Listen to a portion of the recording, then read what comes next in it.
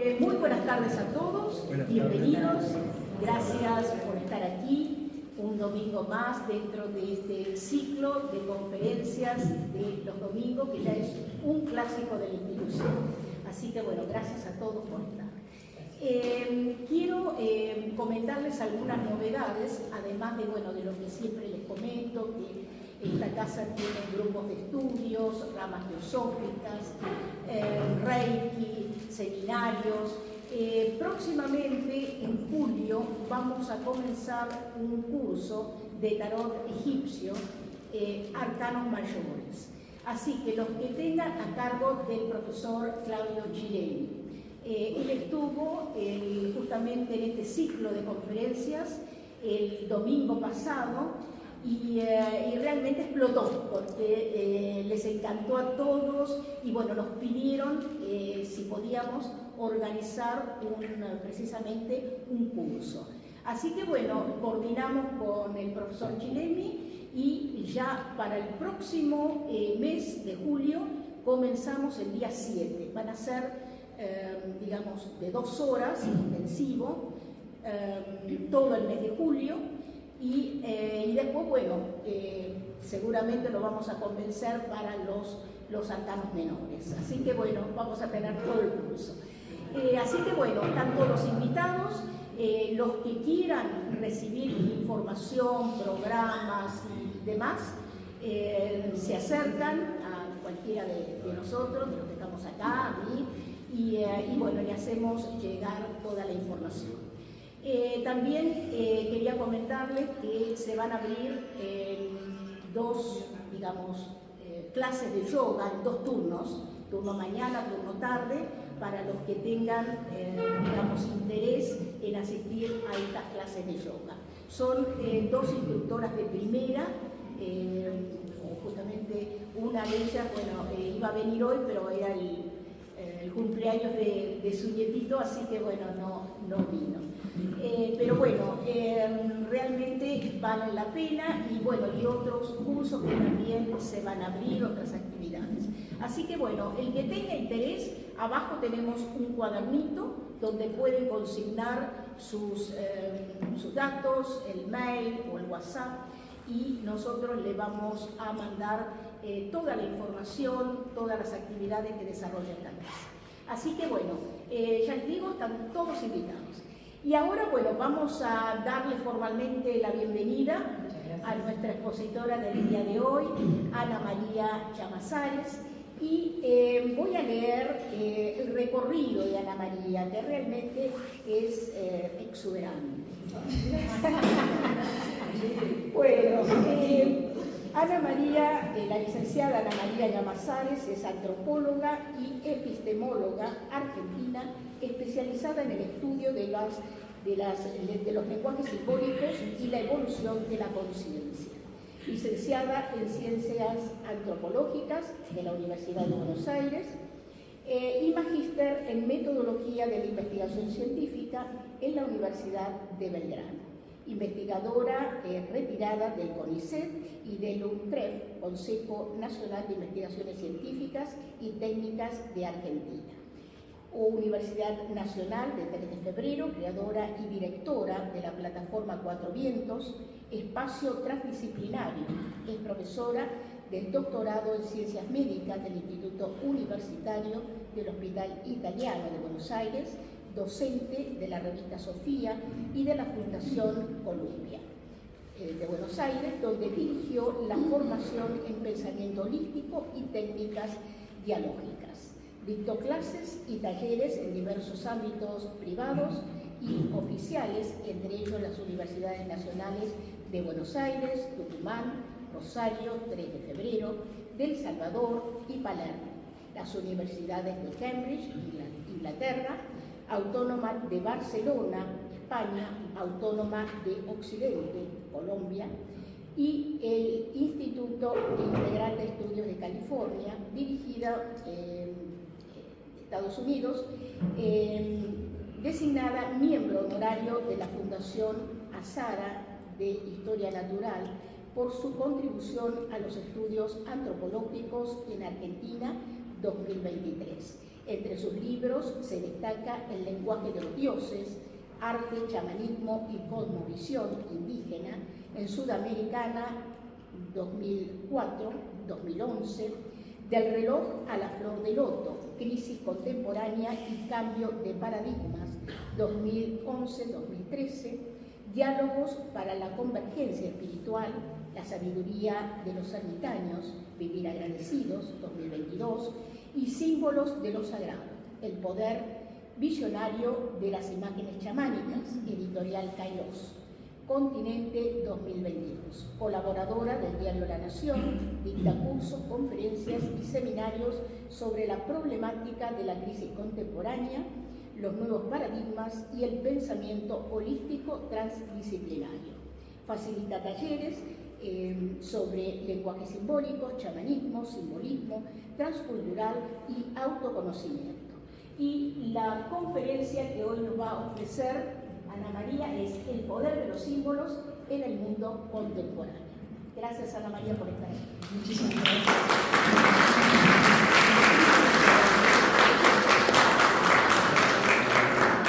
Muchísimas gracias, Alba, y muchas gracias a la Biblioteca Filosófica Argentina por esta invitación, esta oportunidad de compartir algo de mis estudios con ustedes.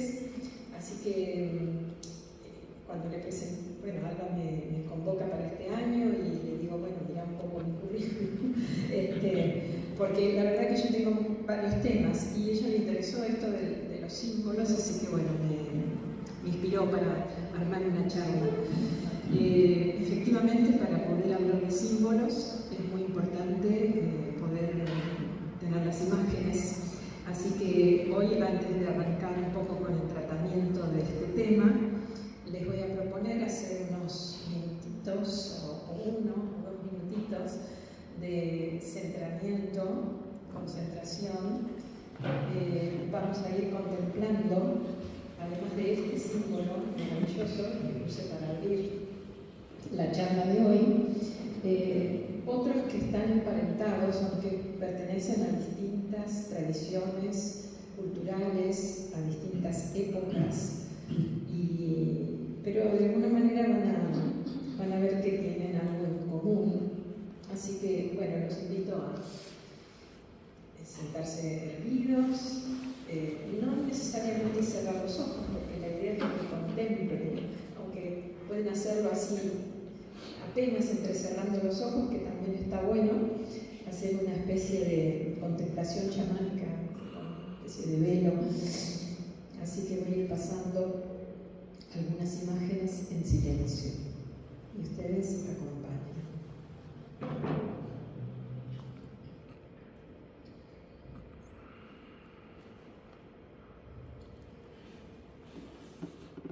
Aprovechamos para inspirar y exhalar.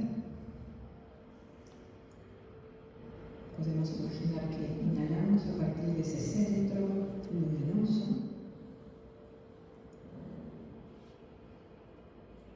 Que inhalamos esa luz que emiten estas imágenes.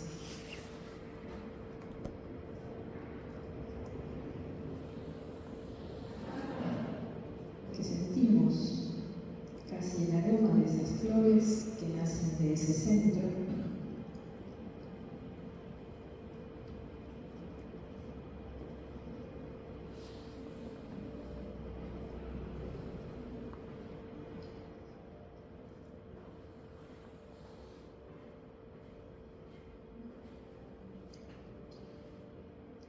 Recorremos esos laberintos con nuestra mirada.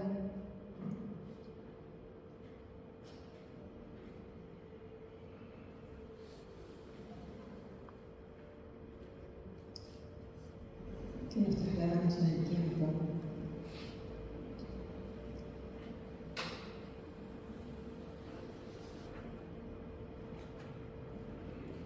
Hacia estos centros que son origen.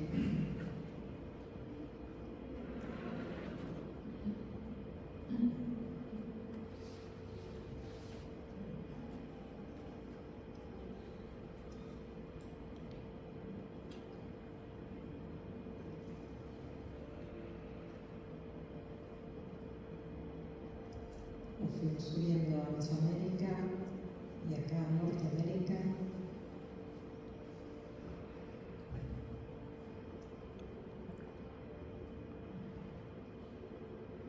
La piedra a la arena de colores, desde lo eterno a lo efímero.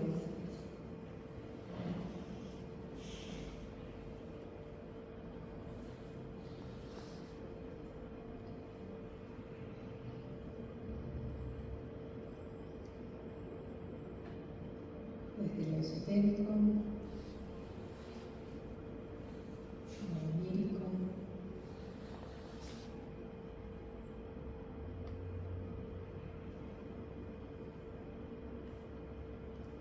Volvemos a inspirar en esa estrella luminosa central. Llevamos el aire a cada uno de esos pétalos que se abren en nuestros 7 chakras.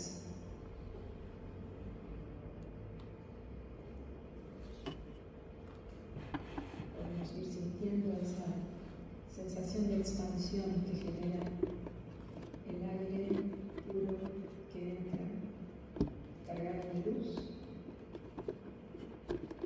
de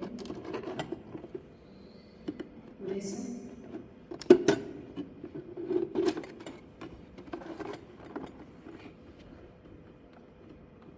de esa armonía y de esa belleza.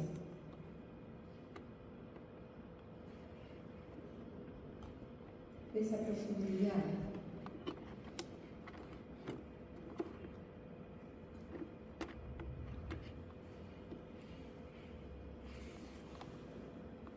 Esa unidad en tanta diversidad.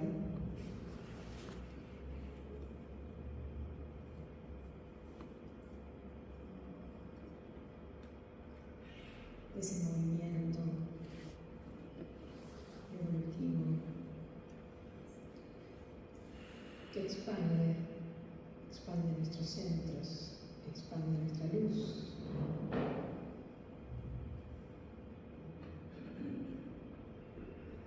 Y la vuelve a concentrar en ese centro luminoso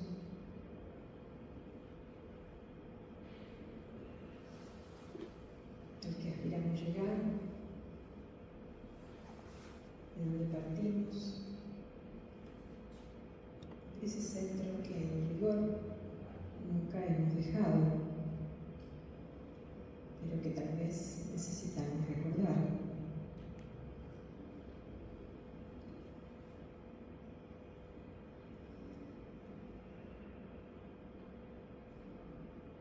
Y después de este breve viaje con estas imágenes, que son símbolos de centramiento, que como todo símbolo despierta, evoca, retrae, trae a la conciencia, junto con la imagen. La imagen es como esa diosa psicopompa que llega a las profundidades, de la mano, siempre trae algo a la superficie.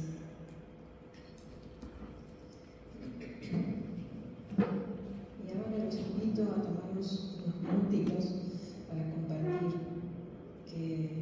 alguna vivencia, alguna sensación, alguna idea o experiencia a partir de la visualización de estos símbolos de centramiento. Así que el que quiera, no necesita levantar la mano. Nos escuchamos.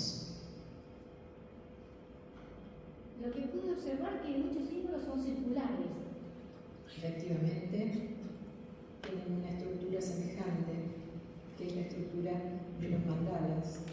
Es decir, que, digamos, el perímetro suele ser circular. Es un borde, marca un límite, una conjunción.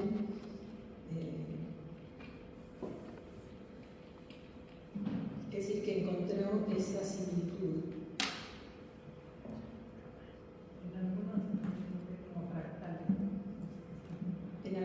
fractales, es decir, una pequeña parte que reproduce la totalidad. Esa es otra de las cualidades de los símbolos que vamos a ver hoy, la condición de ser como pequeños hologramas también, ¿no? Es decir, una parte que reproduce el todo. Y algo que particularmente les atrajo la mirada. El espiral anteúltimo. ¿Qué cosa? El espiral anteúltimo, este hermoso. Esta. Es una maravilla. Sí, bellísimo, bellísimo. Es una cúpula de una iglesia moderna, pero que tiene esa... Generalmente las iglesias, tradicionalmente, más que espirales, tenían rosetas, es decir, circulares, pero bueno, la visión un poco más contemporánea, el viaje espiritual se representa no tanto como algo cerrado, sino como algo abierto, justamente, ¿no? Aún así, conserva esa cualidad del centro luminoso, que es una de las, podríamos decir, bueno, yo elegí particularmente estas imágenes para que se destacara ese centro luminoso, porque precisamente quería hacer un ejercicio de centramiento, ¿no? Y poder registrar qué efecto, eso me gustaría si alguien puede compartir, qué efecto producen estas imágenes.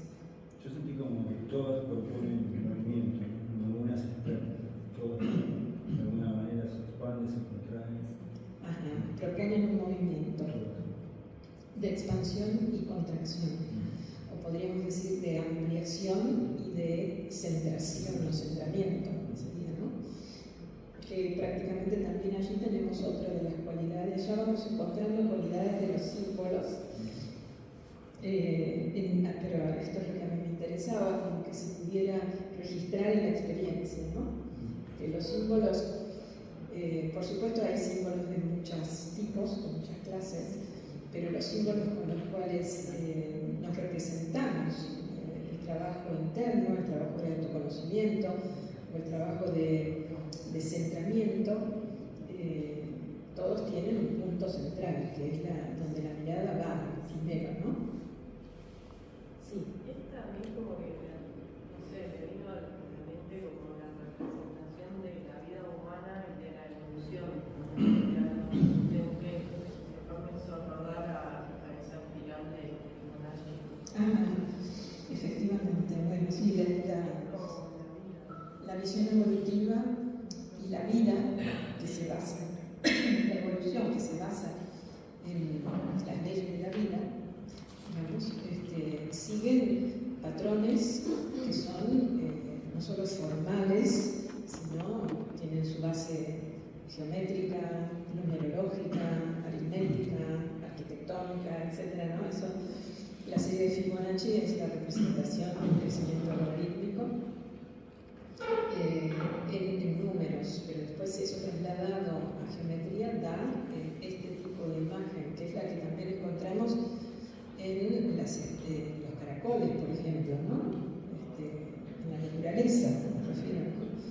Por ejemplo, las flores, no se me ocurrió poner acá las flores, el centro de los girasoles, en fin, bueno, hay un montón de patrones que siguen este mismo esquema. De modo que, bueno, es muy interesante.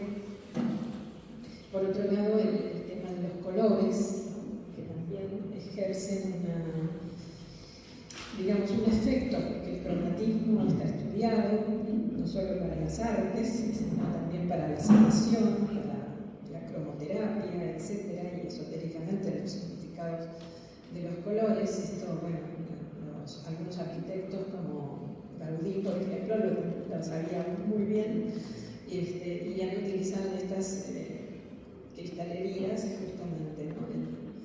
Bueno, y en todos los lenguajes simbólicos junto con Inés Olivero trabajamos sobre el tarot de Marsella y de White, así que capaz que nos anotamos en la descripción que nos falta.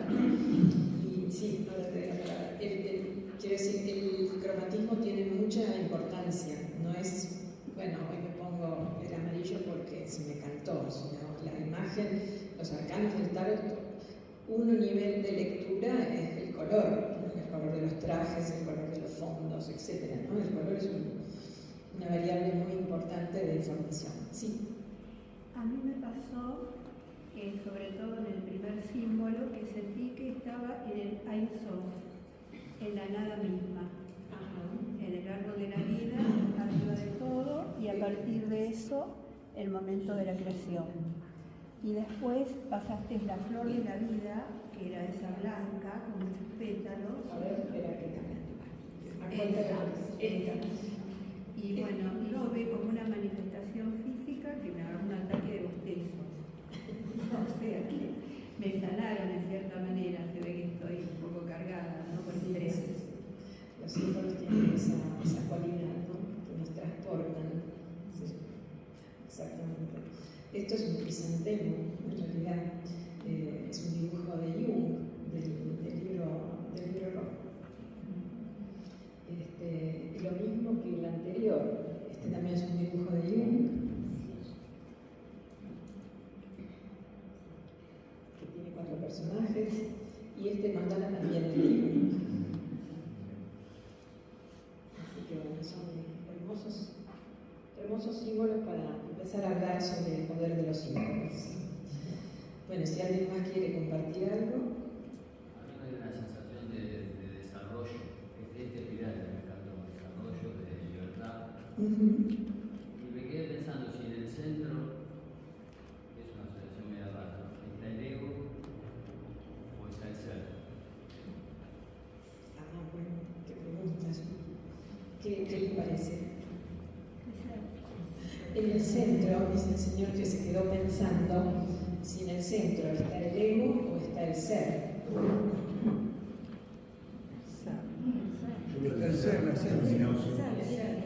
El ser, ¿no? Parece que hay mayoría. Le digo que debería solo, no que explicar. Esta es la película Del ego vas hacia el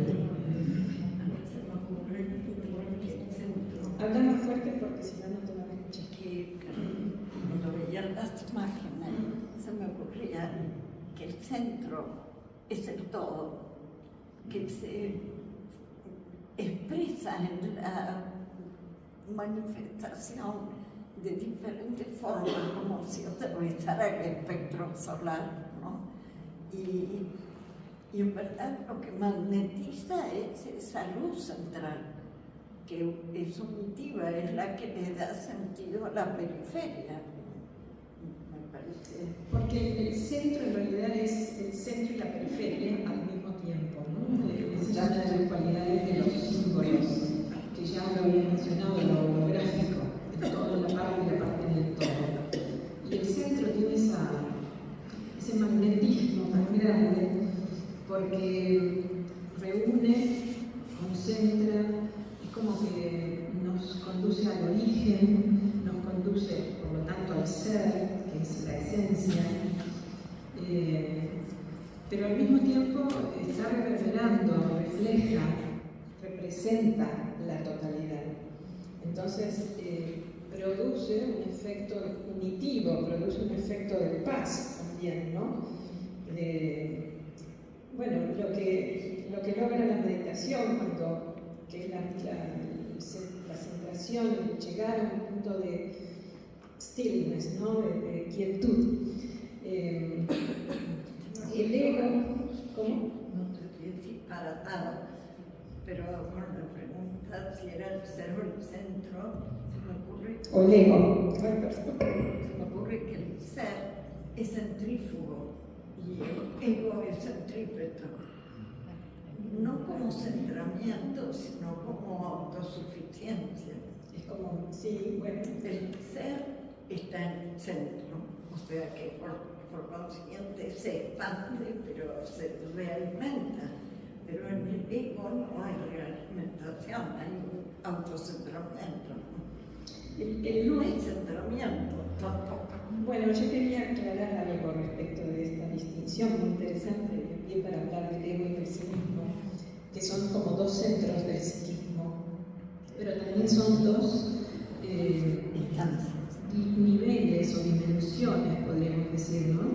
Y según la visión junguiana, el verdadero centro es el sí mismo, que es el más profundo, y el ego es más superficial, tiene que ver con la personalidad, hasta con la máscara que nos armamos para tener una personalidad social, podríamos decir, ¿no?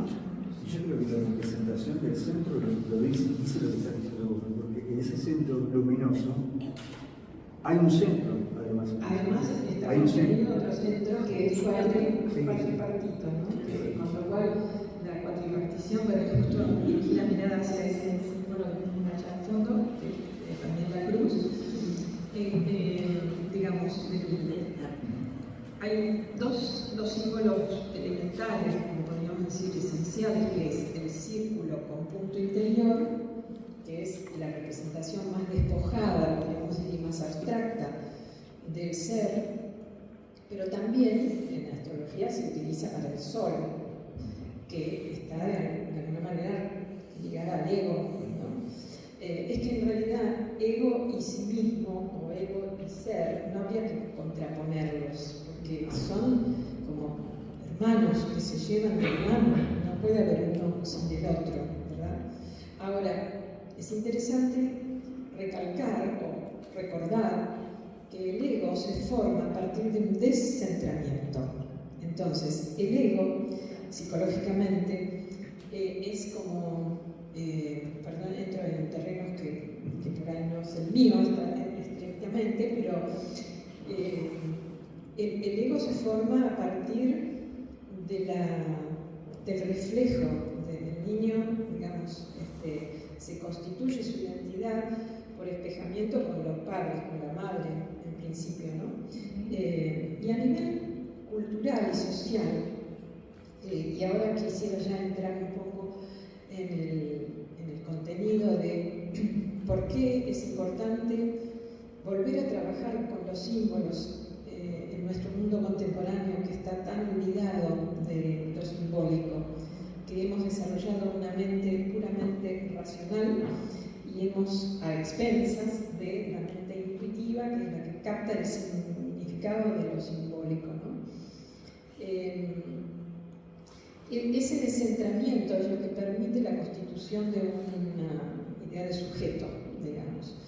A nivel cultural, podríamos decir que hasta la Edad Media en Occidente no había idea de sujeto independiente o separado de la naturaleza y de todas las formas que la representaban, de todos los colectivos en los que las personas se sentían proyectadas.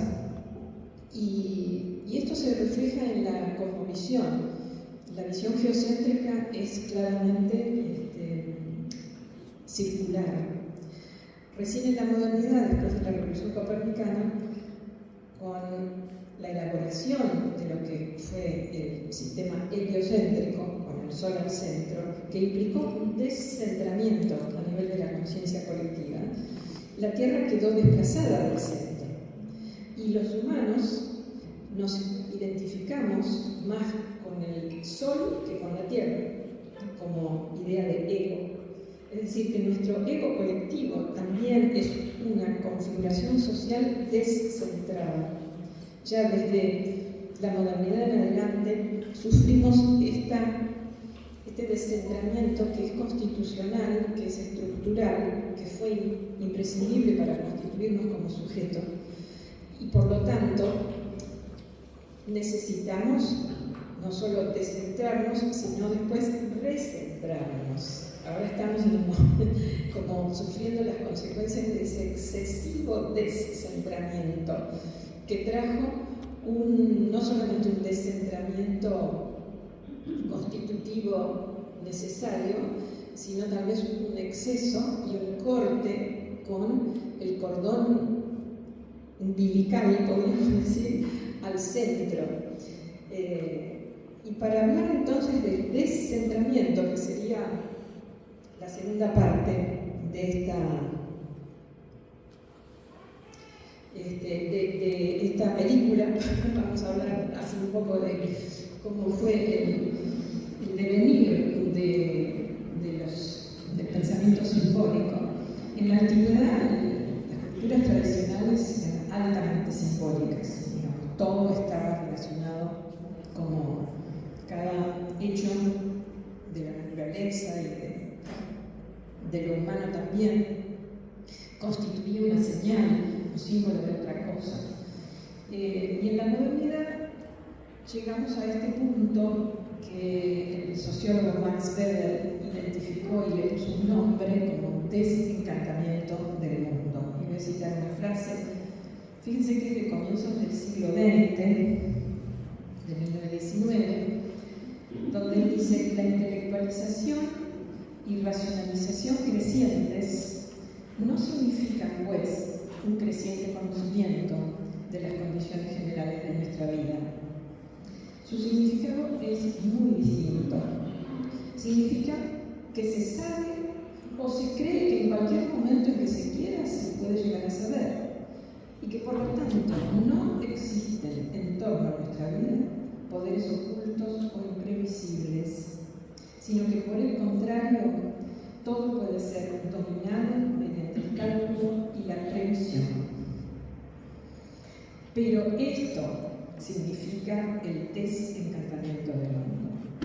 Así que en una frase ya Max Weber estaba anticipando a comienzos del siglo XX lo que se veía venir en el mundo contemporáneo por el exceso de la intelectualización y de la racionalización, que no podríamos decir que en sí mismas son negativas, sino que fueran a costa de cortar lazos y de suponer que estos poderes ocultos o lo imprevisible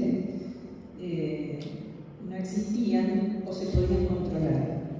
Es decir, la conversión del mundo en una máquina al estilo del paradigma newtoniano, gran mecanismo de relojería, previsible, determinable, controlable, explotable.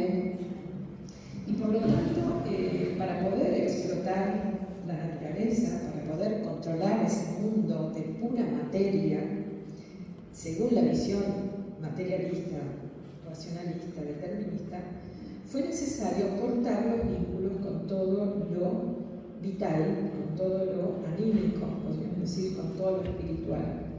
Eso es lo que significó el desencantamiento del mundo.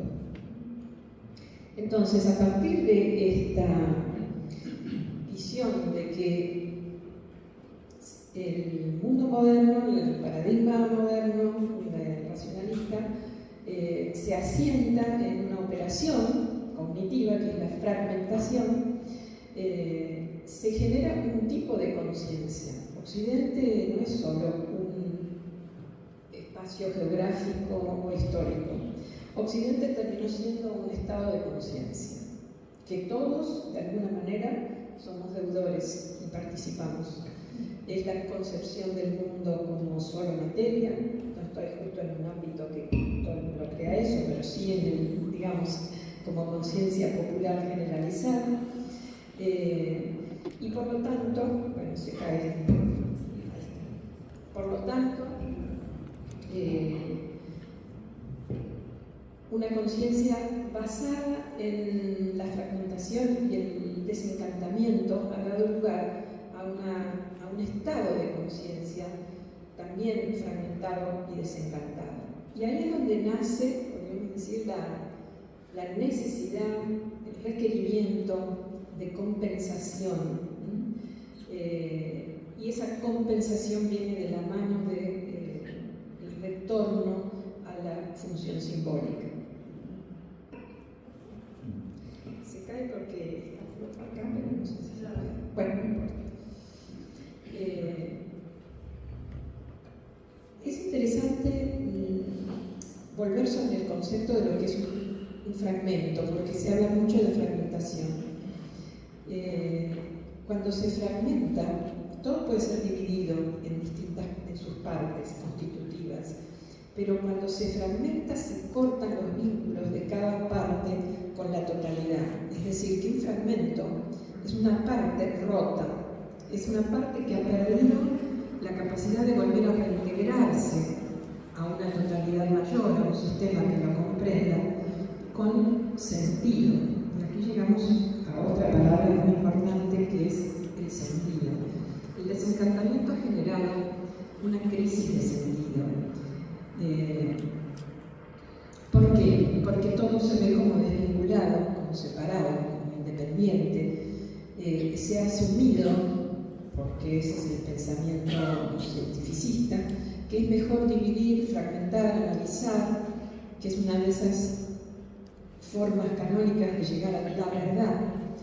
Y esta metodología reduccionista, que se aplica en determinados campos con éxito de la ciencia, se tornó en un ideal social, moral y también personal.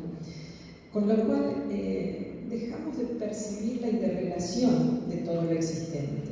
Por eso tanta, digamos, énfasis en lo que significa el pensamiento holístico o integral, que es propiamente lo que trae el trabajar con símbolos, la posibilidad de ver la interrelación.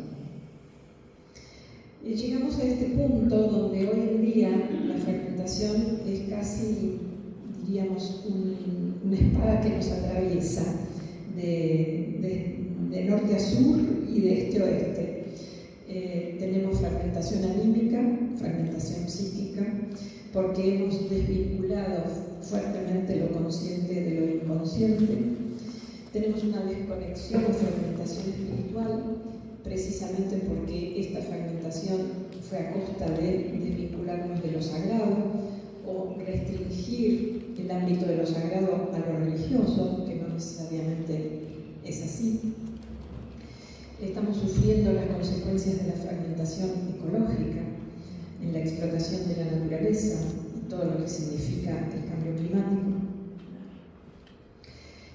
Hemos hecho un recorte, podríamos decir, con todas las funciones vitales y con ello la subordinación y la represión de lo vital relacionado con lo femenino. Y ahora estamos viendo el regreso, a veces con una carga muy excesiva dentro de los feminismos. La fragmentación emocional por un exceso de racionalización, una hiperracionalización que nos ha llevado como a valorizar excesivamente las funciones mentales a costa de las demás funciones emocionales, intuitivas, sensoriales. Dentro de esta fragmentación, la proyección del poder personal afuera, la pérdida de la propia energía, el convertirnos en víctimas, es decir, el proyectar nuestro propio poder afuera, la desorientación y la pérdida del sentido, el vacío existencial que esto genera, con las consecuencias de buscar llenar el vacío existencial, que siempre es de orden espiritual, pero con cosas concretas, lo cual termina generando más vacío. Y es la piedra de base de las conductas adictivas, compulsivas. Y por último, la fragmentación moral, es decir, la pérdida de ciertos valores universales. Hablar de valores universales hoy en día parece una antiguaya, ¿no? Frente al relativismo cultural que se ha ensalzado. Sin embargo, si no recuperamos por lo menos algunos de los valores universales, estamos en problemas. Estamos en problemas. Estamos en un momento en donde podríamos decir que hay una pérdida del alma colectiva, no solamente anímica, una fragmentación anímica personal, cada uno de nosotros sufriendo estas consecuencias, sino que es un fenómeno colectivo y la pérdida de alma está hablando o es una consecuencia natural de la pérdida del sentido. Con lo cual, desde términos de chamanismo podríamos decir que lo que está necesitando el alma colectiva de Occidente es una recuperación del alma, que es una de las formas en que se trabaja desde el chamanismo que concibe el alma como un campo de energía que por algunas situaciones traumáticas se puede fragmentar y sus partes quedar separadas en distintos planos del cosmos. Y tarea del chamán es ir en búsqueda de esos fragmentos y poder volverlos a reunir. Esto que planteamos desde el chamanismo, bueno, es lo mismo que Jung planteó desde la psicología junguiana, que se basa en el concepto de enantiodromía. Enantiodromía es la necesidad de compensar energéticamente. Por lo tanto, si bien estamos asistiendo a un grado muy profundo de fragmentación, de polarización, que se visualiza en todas las manifestaciones de la crisis contemporánea, sobre todo en las violencias, las guerras, etcétera, ¿no? Y la imposibilidad del diálogo, en fin, bueno, el corte de los vínculos interpersonales. Esto fragmentado busca su reintegración, vuelve. Lo reprimido reclama ser reintegrado. Y allí es donde estamos asistiendo a este movimiento de recuperación de alma, podríamos decir, ¿no? Recuperando, por ejemplo, el sentido de participar en el orden cósmico, el vínculo con lo sagrado, con la naturaleza, con lo vital, el vínculo con la propia interioridad, con la subjetividad. Y todo esto implica escuchar la voz del alma, esa voz que viene desde el ser, la voz de lo más interno, de lo más profundo. Muchas veces está también relacionado con lo inconsciente, con la sombra en el sentido junguiano. Y para ello contamos todavía con herramientas muy apropiadas, como son los lenguajes simbólicos. Es decir, que esta compensación energética, psíquica que planteaba Jung, la enantiodromía, o la recuperación de alma en términos chamánicos, se encuentra facilitada a través de la función simbólica. Me gustaría como detenerme, salvo que haya una pregunta antes o algún comentario. ¿Por qué Occidente y no global? Porque ya esto de Occidente en realidad no es más Occidente, Occidente se ha globalizado. Es cierto, Occidente ha desarrollado un estado de conciencia que debido a la tecnología, las redes, etcétera, etcétera, hoy en día se ha trasvasado a todas las demás tradiciones culturales, ¿no? Pero no deja de tener su identidad en Occidente. Es decir, esto es un invento de Occidente. Sí, lamentablemente Occidente lo exportó. Sí, pero también Occidente, yo me pongo un poco mitológica.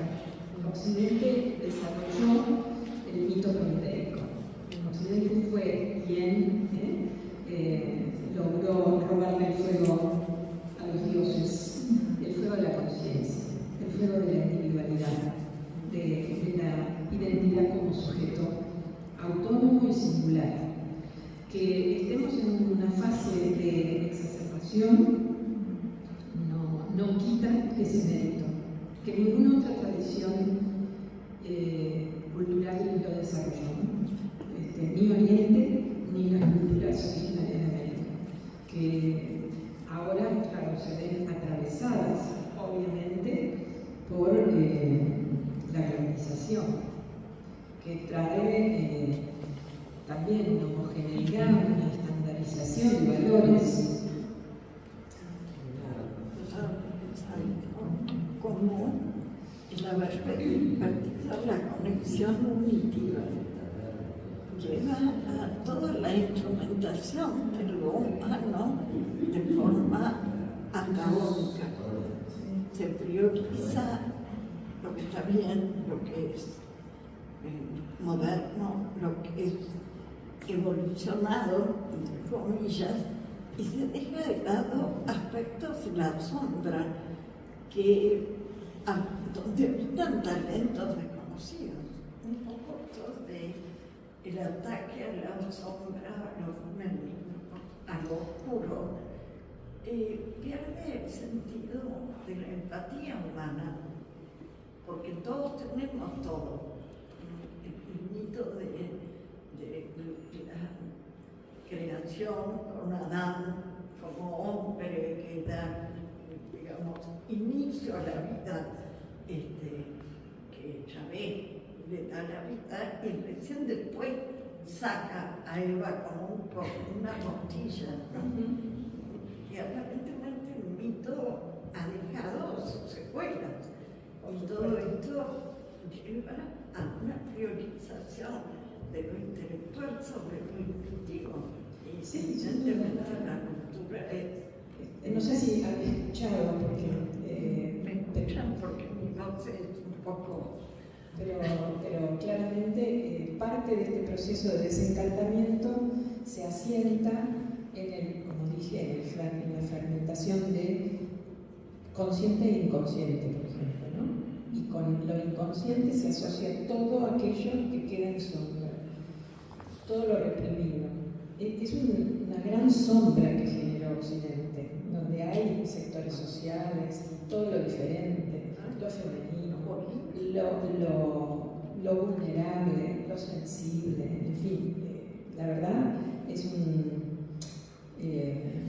podríamos decir, un campo donde se fue acumulando y por un campo minado, un campo explosivo, diría yo también, porque claro, no solamente quedó en sombra, fue reprimido, fue explotado, fue negado, fue subordinado, etc. Entonces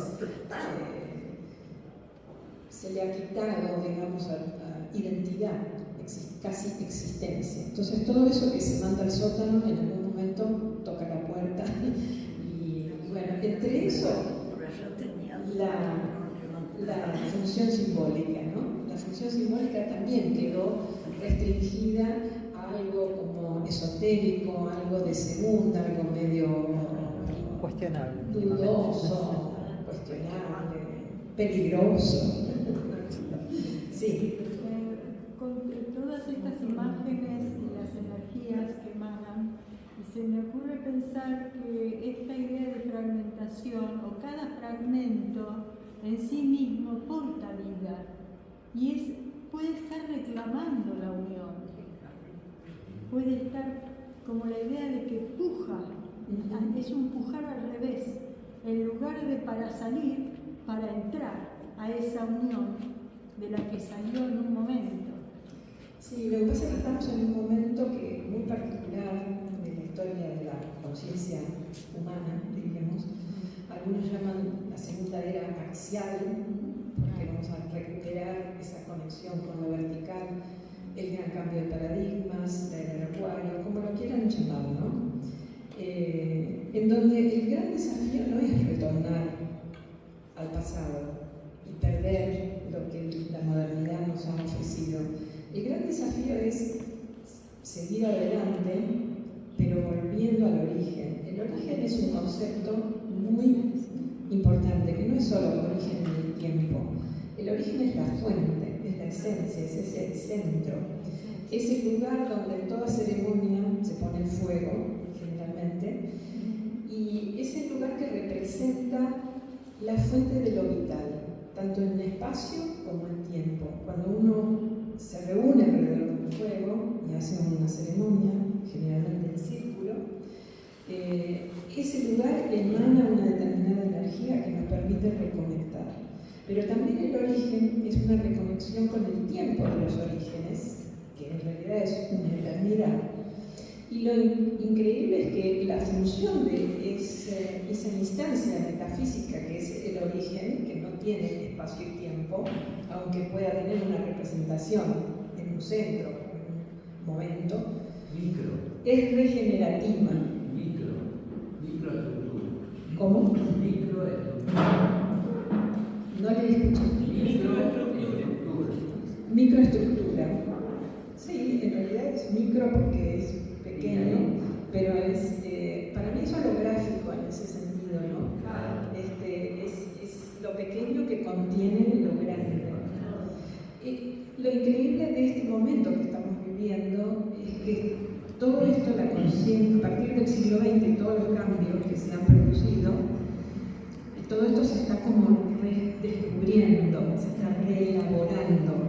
La ciencia contemporánea, la ciencia holística, la cuántica, la relatividad, la sistémica, etcétera, etcétera, bueno, y el arte y las corrientes espirituales están convergiendo hacia un redescubrimiento, podríamos decirlo, y una reformulación en términos contemporáneos, lo cual no quiere decir que a nivel social todo esto se esté experimentando, al contrario, estamos ahí, ¿no? Como intentando, pero la verdad que uno mira el mundo y decimos, por Dios, estamos, en realidad estamos rascando el fondo de la olla de la sombra.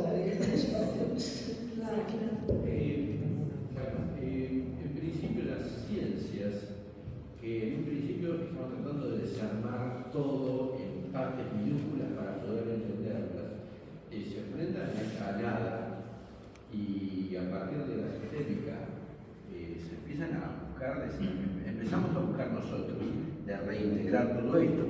Lo encontramos en la economía, que es una forma de estudiar el sistema. La psicología se hace sistémica cada día. Hoy en día uno va al médico y cada vez más estamos viendo al individuo como una unidad psicofísico, bla, bla, bla. Entonces, creo que la experiencia de atomizarlo todo sirvió para ver que por ahí no es, y empezamos a ver la integración de todo de una manera armónica. Sí, el dividir y analizar para como dividir y reinar, como dicen, fue una estrategia de poder, la verdad, fue una estrategia para construir poder y controlar socialmente y conseguir dominar a la naturaleza, que ese fue el gran impulso, digamos, de la modernidad. Que no olvidemos también que hasta ese momento la naturaleza también era temible, ¿no? Las pestes, es decir, hubo un impulso prometeico ahí a comienzos de la modernidad, del Renacimiento. Que estemos pasando por una fase de exageración o desviación es otra historia, ¿no? Pero, a ver, a pasar por ciertas experiencias, tanto a nivel individual como colectivo, es imprescindible. Si no, no estaríamos en este momento buscando la reintegración. Estaríamos todavía tratando de diferenciarnos. Como un niño tiene que pasar por la adolescencia, si no, no llega a la madurez, ¿verdad? Y a nivel social y colectivo es más o menos lo mismo. Bueno, yo me quería referir un poco a cómo surge, no sé, ¿empezamos? ¿Estamos bien? Bueno, yo siempre me extiendo, así que bueno, en algún momento terminamos, pero como las preguntas van fluyendo, ¿cómo desde la antropología, desde la filosofía, el estudio de las religiones, cómo se va aproximando el estudio de lo sagrado? ¿Cómo se va constituyendo en un campo de estudio per se, que es la hermenéutica y la historia de las religiones, por ejemplo? Y acá encontramos varios personajes que son claves, estoy hablando desde la constitución de un pensamiento académico, ¿no? Desde las tradiciones espirituales, que van, podríamos decir, acompañando también este movimiento, ¿no? Desde un lugar que no es precisamente la central de la academia, pero bueno, tampoco estos autores son totalmente, ni hoy en día en las facultades de antropología o de psicología tomados tan en cuenta, ¿no?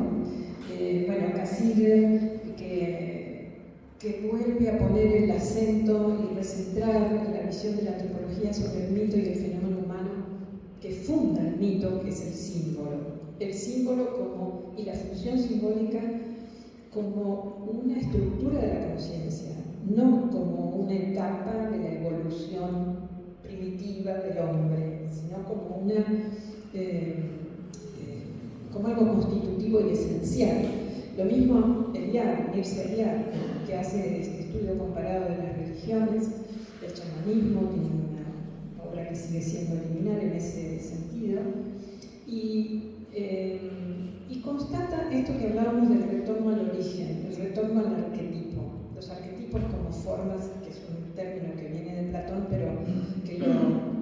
instala Jung en la conciencia, digamos, en el conocimiento psicológico, tiene esa cualidad del arquetipo, ¿no? De forma primigenia, de forma fundante. Y lo que Eliade ve, haciendo estudios transculturales del fenómeno religioso, es que el ser humano, a través de su diversidad, siempre busca retornar a esas fuentes. Y esas fuentes son como invariables, el sentido de lo sagrado, el mito, los símbolos. Bueno, Jung, fundador de la psicología profunda, y de alguna manera uno de los padres de la psicología transpersonal y arquetípica, introduce este concepto de arquetipo, de inconsciente colectivo, y sistematiza, basándose en la alquimia, en lo que él denominó el proceso de individuación, esta búsqueda de lo más profundo del sí mismo, del ser a nivel individual. Henri Corbin es otro autor de tradición islámica. Desde el pensamiento islámico él incluye el concepto de la imaginación simbólica como fuente de creatividad. Y lo imaginario, que después el pensamiento postmoderno es un concepto que lo ha desvirtuado bastante, como fabulación, como algo irreal, pero para Corbin y toda esta línea de autores, la función imaginal, por eso las imágenes tienen tanta fecundidad, podríamos decir, es lo que permite recrear el mundo de alguna manera, ¿no? Y generar estas, podríamos decir, este cambio de perspectiva en donde mundo, sujeto y mundo están separados. Lo imaginario es como un mundo intermedio, que es como el ser humano interviene con su imaginación simbólica y creativa en la verdadera creación del mundo y de la realidad en sí misma. Por eso se pasa de este concepto de Homo sapiens sapiens, el que sabe, a un concepto que ellos proponen, que es el de homo simbólicos, como precisamente lo que define la humanidad es la capacidad de simbolizar, es la capacidad en principio de abstraer, es decir, de reconocer la existencia de algo que no está físicamente presente y representarlo a través de una mediación. El símbolo es un intermediario. Y lo que proponen, esto es muy importante, es que lo sagrado, el concepto y la experiencia de lo sagrado, es parte de la estructura de la conciencia. Esto también fue un poco lo que separa a Jung de Freud, ¿no? Que no le daba este estatuto a lo sagrado, a lo religioso, digamos, búsqueda de lo divino, que le dio Jung, que para él tenía una función no solamente de represión o de sublimación, sino verdaderamente constitutiva. Bueno, voy a empezar a acelerar un poquito.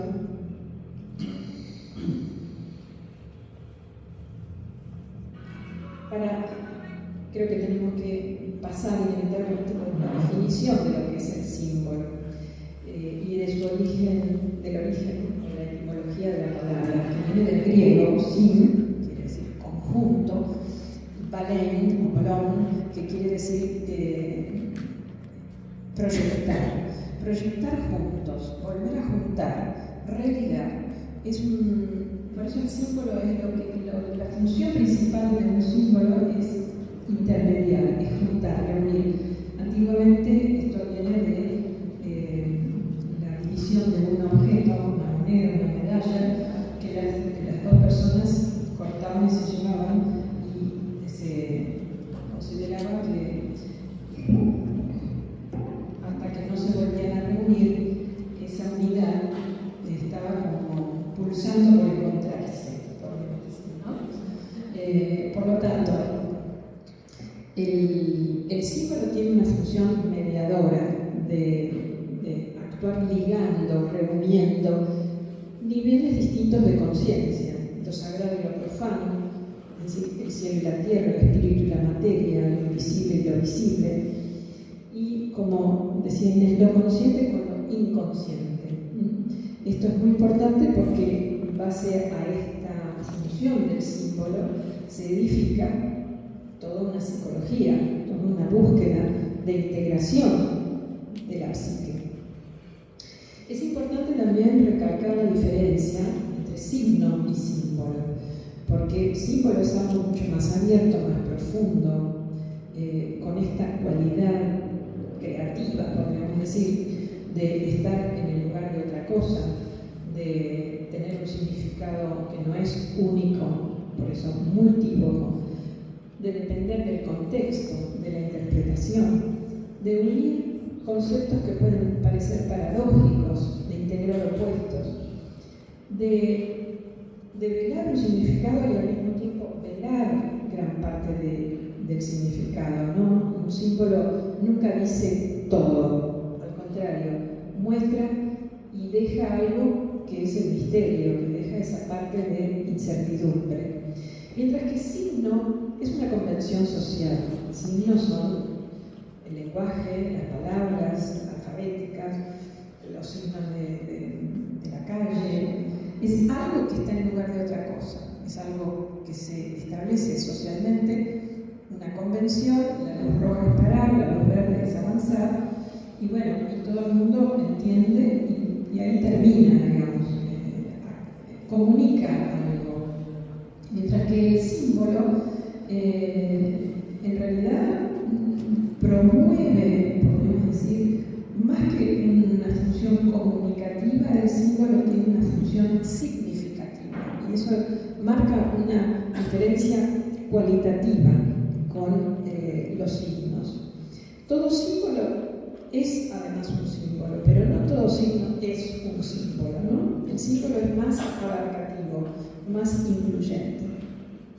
Y además, los símbolos también se construyen en distintos planos y niveles. Hay símbolos que son individuales, la simbólica personal, de nuestros sueños, de lo que significa para cada uno de nosotros, pero hay otra instancia de lo simbólico que es colectiva y que se construye a partir de la experiencia colectiva, que es de los contenidos arquetípicos de los símbolos.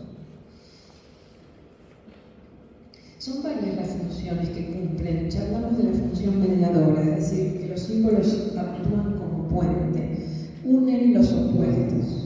Por lo tanto, el símbolo es fundamental porque permite reunir opuestos, contrarios, y superar lo que para la mente racional parece una paradoja, una oposición insalvable, antinómica. El símbolo salta por encima de esa polaridad y logra una terceridad que permite una comprensión de otro orden también.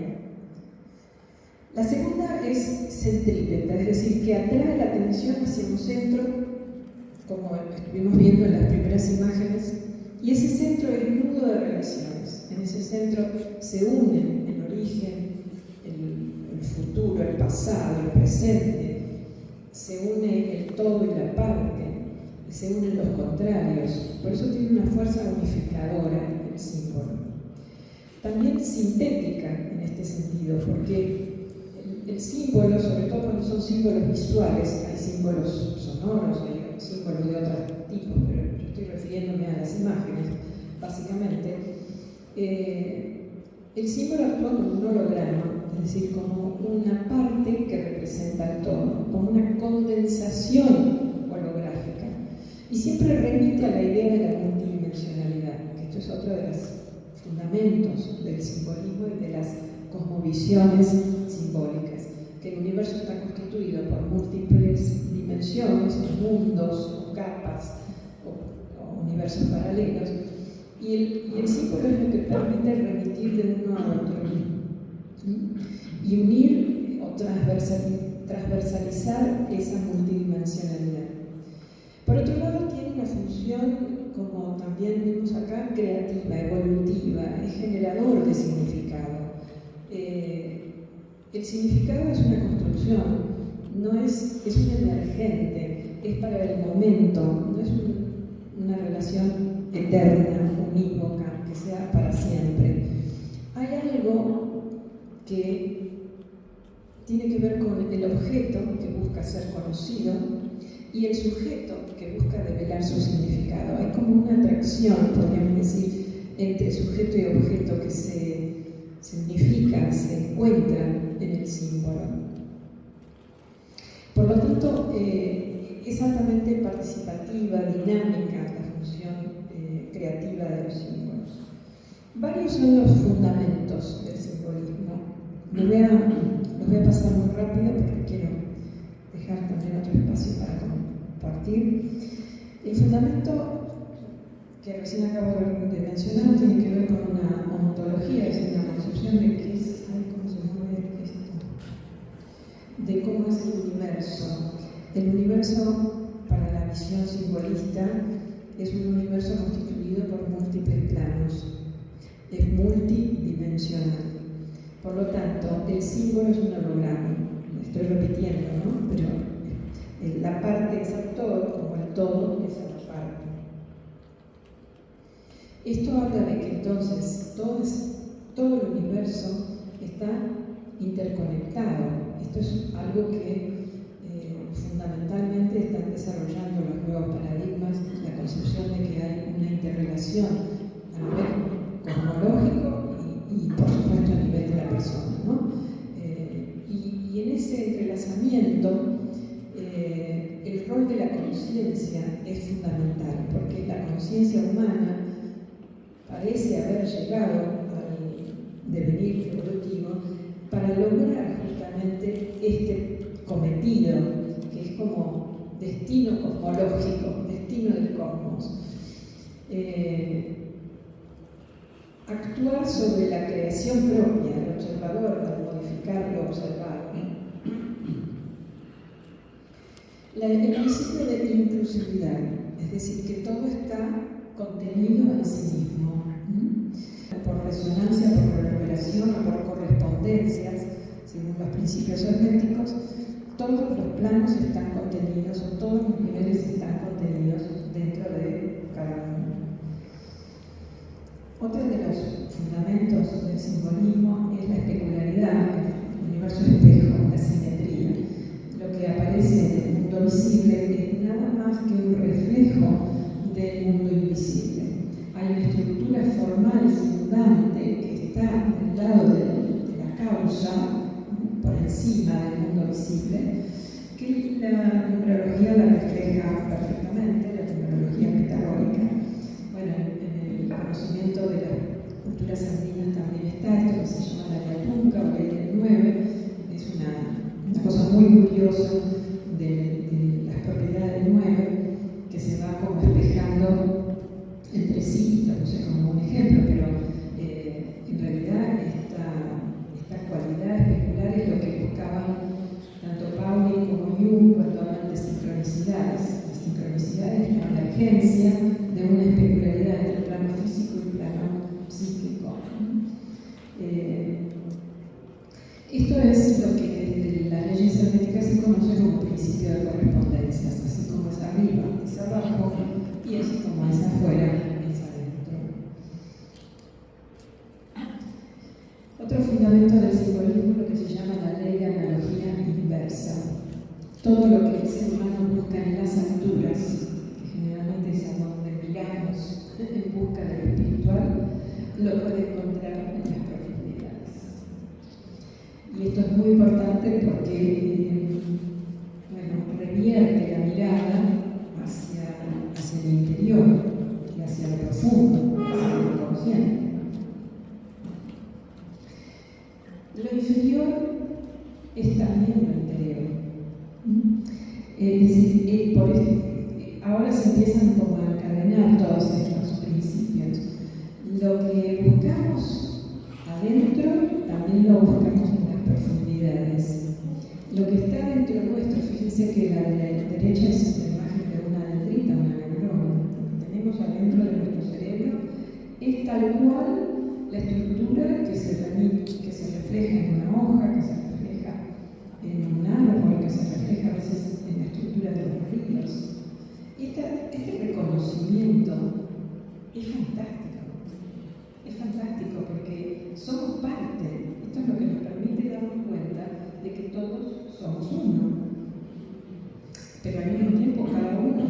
tabú. Es decir, es muy paradojal la apreciación de lo simbólico. Lo simbólico nos permite reconocer y aceptar la paradoja. La paradoja de que lo exterior es también lo interior. Nosotros, nuestro pensamiento racional, ¿por qué dicotomiza? Porque es más sencillo, porque tranquiliza en algún punto. Pone una cosa afuera y nos permite sacar todo aquello que no queremos ver de nosotros mismos, ¿no? Pero lo importante para poder integrar es reconocer lo interior, lo profundo, lo inconsciente. Por otro lado, el pensamiento simbólico, la función simbólica se asienta en otro principio que ya lo estableció Platón, el principio de plenitud, y después todos los neoplatónicos y toda la filosofía helénica. Platón decía, Eros, en el sentido de la vida, es el deseo y la persecución de la totalidad, de lo íntegro. Es decir, todo tiende a encontrar su máxima forma de manifestación. La semilla necesita convertirse en plantita, o la semilla en un árbol busca llegar a su forma final, que no es la final, pero es su máxima, podríamos decir, expresión de plenitud. Lo llama el principio, o se llama el principio de plenitud. A nivel psicológico, cada uno de nosotros también está este impulso, esta búsqueda por ser auténtico, por desarrollar al máximo nuestra vocación, nuestros dones, nuestros talentos, por dar lo mejor que tenemos en la medida en que cada uno lo tiene. Todo eso es expresión del principio de plenitud. Y por eso todos estos símbolos mandálicos nos apelan tanto, ¿no? Nos llaman, porque de alguna manera reflejan eso que nuestra alma está anhelando. Nuestra alma anhela la integridad, por eso ahora estábamos hablando de la necesidad colectiva de la reintegración, ¿no? De la sombra. Otro principio o fundamento es el del mentalismo. El principio del mentalismo es otro de los principios herméticos, que prácticamente va al hueso de lo que es los símbolos. La mediación, la imaginación creadora como intermediaria y co-creadora de la realidad. Al convocar nuestra intuición, los símbolos nos invitan sensiblemente a desplegar una percepción multidimensional de lo sagrado en cada uno de nosotros. Y el camino del autoconocimiento nos abre progresivamente a esa experiencia y al umbral de la espiritualidad, esa conexión directa y auténtica con nuestro ser más profundo. Y en esta tarea los símbolos son poderosos vehículos de conocimiento y de ampliación de la conciencia. Bueno, ¿cómo se expresa la función simbólica? A través de los lenguajes simbólicos, y allí volvemos a los orígenes, las distintas herramientas que tenemos, la astrología, la alquimia, el tarot, la cábala, etc., ¿no? Son todos dispositivos, podríamos decir, para activar la imaginación simbólica. Trabajan con imágenes, conectan lo visible con lo invisible, por lo tanto son un puente hacia lo sagrado. Le hablan directamente al inconsciente, es decir, que abren o ayudan a abrir esa dimensión de lo desconocido, de la sombra, que es parte de nuestro trabajo como humanos, reconocer e integrar. Por lo tanto, orientan ese proceso de individuación y de despertar espiritual. Desarrollan el pensamiento holístico porque hay que encontrar semejanzas, se basa el pensamiento holístico en la analogía, en el reconocimiento de interrelaciones, de pautas, de estructuras, de patrones recurrentes, y en el otro pilar fundamental que es la dinámica de las polaridades, el encontrar la vinculación entre lo polar. Por lo tanto, estoy hablando de los lenguajes simbólicos, realmente son herramientas vías regias, podemos decir, para la apertura de la conciencia hacia los planos o las dimensiones transpersonales Y en todo este trabajo, en todas estas cualidades que ofrecen los lenguajes simbólicos, develan un sentido más trascendente de los hechos de la vida y por lo tanto nos dan un lugar distinto a los humanos en el concierto universal.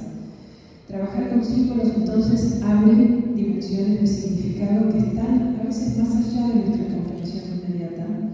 Entonces nos ejercitan en el arte de la paciencia.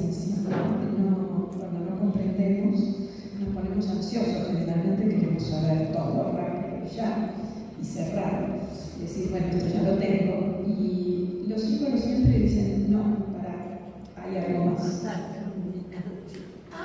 Hasta que en algún momento, exactamente, como pasa con las sincronicidades, evidentemente la sincronicidad es la presentación de un símbolo en la vida cotidiana. Y en ese momento, a veces no comprendemos su significado más trascendente. Tenemos que aguardar con paciencia, con confianza, sabiendo que, intuyendo o sintiendo que es significativo, aunque no alcancemos a develar en ese momento que se produce el significado más trascendente o futuro. Pero en algún momento llega, o no, simplemente, bueno, hay otros planos en que las cosas siguen sucediendo, aunque nosotros no las comprendamos con la cabeza. También eso es una renuncia al ego muy importante. Por lo tanto, trabajar con símbolos despliega estas facultades intuitivas, sensibles y supraconscientes. Amplifica, es una ampliación de conciencia. Nos va ayudando hacia eso. Despierta resonancia con el sentido más profundo, el sentido con mayúscula, con esa mayúscula, es decir, el sentido que tiene que ver con el significado y con la orientación al mismo tiempo. Y allí está el despliegue, más allá de lo psicológico, el despliegue de la vida espiritual o del camino espiritual, ¿no? Por lo tanto, trabajar con símbolos permite la emergencia de lo sagrado, la reemergencia incluso dentro de lo cotidiano. Lo sagrado está siempre. Recuerdo una frase de la psicóloga Frances Bogan, que a mí siempre me encantó, que dice: el cielo está permanentemente derramándose sobre nosotros, solo que no siempre lo vemos. ¿Cómo? La frase: el cielo está permanentemente derramándose sobre nosotros, solo que muchas veces no lo vemos. Es decir, la emergencia de lo sagrado es una toma de conciencia, es como un reconocimiento, recordamos, es como una revelación, se levanta un velo y decimos, wow, mirá, incluso en, no sé, en una cosa tan cotidiana como a veces pelar una papa, no sé, podemos tener una revelación pelando papas. Es decir, lo sagrado puede estar en cualquier momento y en cualquier lugar. Y generalmente la luz está dentro de la oscuridad. Eso es otra. Hay que bancarse la oscuridad, ¿no? Mientras no aparezca la luz, pero en fin, confiar en que la luz está y que todos los días sale el sol, no es poca cosa. Bueno, por lo tanto, reconecta la psique humana, nuestra psique individual, con las fuerzas cósmicas, que tampoco es poca cosa, el reconocimiento de que dentro de nuestra psique está todo organizado a imagen y semejanza de las leyes cósmicas. Pero al mismo tiempo nos aproxima esa vivencia que hablábamos recién del misterio, que es una de las cualidades fundamentales del camino espiritual para no creernos nada, sería, ¿no? Para no caer en la tentación del orgullo o de la hubris. Bueno, retomando entonces la imagen inicial, ¿cuál es el poder del símbolo? Yo diría, esto es una frase que no sé si la tomé de alguien en la reunión, pero que el símbolo es aquello que logra ir al hueso de lo que a veces las palabras no saben decir. Es aquello que no solo dice, sino que conmueve, y cuyo efecto, por eso mismo, es mucho más profundo, más efectivo y es transformador. Es decir, que el trabajar con símbolos no queda en una mera mera contemplación de una imagen bonita. El trabajar con símbolos es una exposición a lo sagrado, y lo sagrado siempre es transformador. Y irradia, sana, cambia, transforma. Gilbert Blanc, otro de los autores de esta línea de antropología simbólica y antropología de lo sagrado, dice que el símbolo es la epifanía del misterio. Otra frase hermosa. La epifanía es la manifestación. Fanos es manifestar. La epifanía del misterio. Que pone al desnudo, decía Mircea Eliade, las más secretas modalidades del ser. Otra forma bella de decir lo mismo, ¿no? Y por último, la frase que puse al comienzo, que me encanta: el símbolo es un destello de lo invisible. El beso en el que el cielo y la tierra se tocan. Preciosas frases. Bueno, y para concluir, quiero traer nuevamente algunas imágenes, símbolos naturales contemporáneos, diría yo, símbolos de recentramiento. Esta es una foto claramente tomada por una de estas sondas en el espacio, amanecer sobre la Tierra, confiar que el sol va a seguir saliendo. Y hoy particularmente quiero casi rendir un homenaje. Esta mañana, sincrónicamente, este PowerPoint yo lo había terminado hace bastante tiempo y se lo había mandado a Alba durante la semana, y hoy leo en el diario que el viernes murió en un accidente en una avioneta que estaba manejando el astronauta William Anders. William Anders, 90 años, fue quien sacó esta fotografía en el viaje del Apolo 8, en 1968, hace 56 años. Este astronauta tomó la primera fotografía de la Tierra vista desde el espacio. Vista desde cuando estaban atravesando la Luna, es decir, que toma en primer plano la superficie de la Luna y en segundo plano la Tierra. Ha logrado, y decía, copié la frase de Bill Nelson, que es el actual administrador de la NASA, el viernes pasado, fíjense, de ayer, antes de ayer, que dijo así en su cuenta de X: en 1968, durante el Apolo 8, Will Anders ofreció a la humanidad uno de los regalos más profundos que un astronauta puede dar. Viajó al umbral de la Luna y nos ayudó a todos a ver algo más, a nosotros mismos. Esto es realmente, ha sido considerado como un símbolo espiritual de nuestra era, de nuestra nueva era, la posibilidad de haber salido al espacio, otra vez un descentramiento, ido hasta la Luna y ahora más allá, pero básicamente esto fue cuando el hombre pudo pisar la Luna. La Luna tiene una connotación, un significado arquetípico muy profundo, se relaciona con la madre, pero se relaciona con el inconsciente. Nosotros, que somos una cultura solar, haber ido a la Luna para poder vernos a nosotros mismos, para poder tener por primera vez como humanidad una imagen de la Tierra, y con todas las connotaciones que tiene esta imagen, que es bella, que es como un cuerpo frágil, como un cuerpo suspendido en esa inmensidad del cielo nocturno, pero al mismo tiempo es una unidad sin fronteras. Es la posibilidad de habernos visto, y esto sucedió en la década del 60, 70 prácticamente, antes de ayer también, que la humanidad tuvo como esta posibilidad de verse a sí misma como una unidad sin fronteras, dentro de esta que García llamó la perla azul.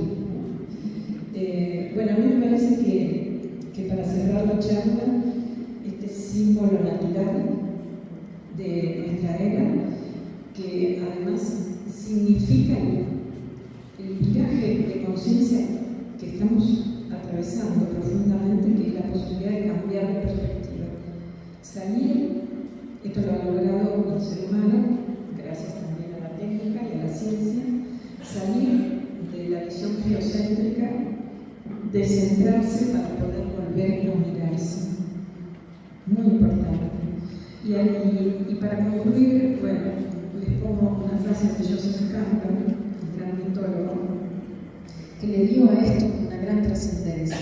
Ya esto, mucho antes de esta frase que les acabo de leer, en un libro que estoy leyendo que se llama Cosmología Arquetipal, encontré esta frase que me pareció preciosa. Y está en el libro de Ritos para Vivir acá. El vuelo a la luna como viaje exterior se dirigía a nuestro propio interior, profundizando y ampliando la conciencia humana en un grado y de una forma que equivalen a la apertura de una nueva era. De vuelta estamos en esta, podemos decir, paradójico movimiento de salir para entrar, de retirarnos para ingresar, de abrirnos para concentrarnos, ¿no? Así que bueno, con esta hermosa imagen cierro la charla de hoy. Muchas gracias.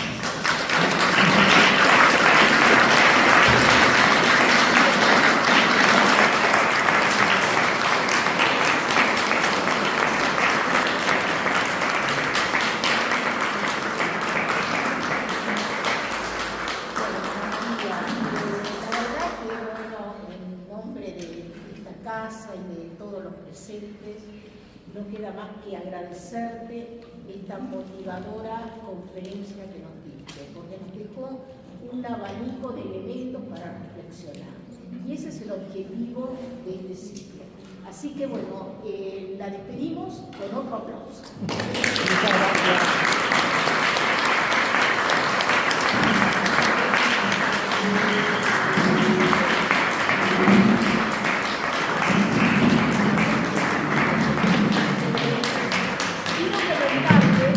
El próximo domingo es el Día del Padre, de modo que la institución no va a haber ciclo de conferencia, no va a haber conferencia el próximo domingo. Ya, digamos, tenemos 2 conferencias para finalizar este trimestre, que las voy a leer.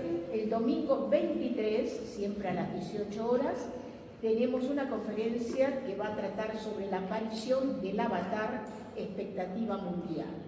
Esto, digamos, una conferencia que va a ser dada por Guillermo Vázquez y Enrique Sensano, que son integrantes de la Fundación Lucis, una fundación hermana. Y finalizamos el trimestre con una interesantísima conferencia que va a estar a cargo de la licenciada Amalia Frentín, que es egiptóloga, que está aquí presente, bueno, que ha venido especialmente para escuchar la conferencia de Ana María, y el título de esta conferencia es Pirámide de Keops, misterio, enigma o dilema. Así que bueno, vamos a también escucharla el domingo 30 y vamos a ver qué nos dice acá Amalia. Gracias a todos y bueno, nos reencontraremos próximamente.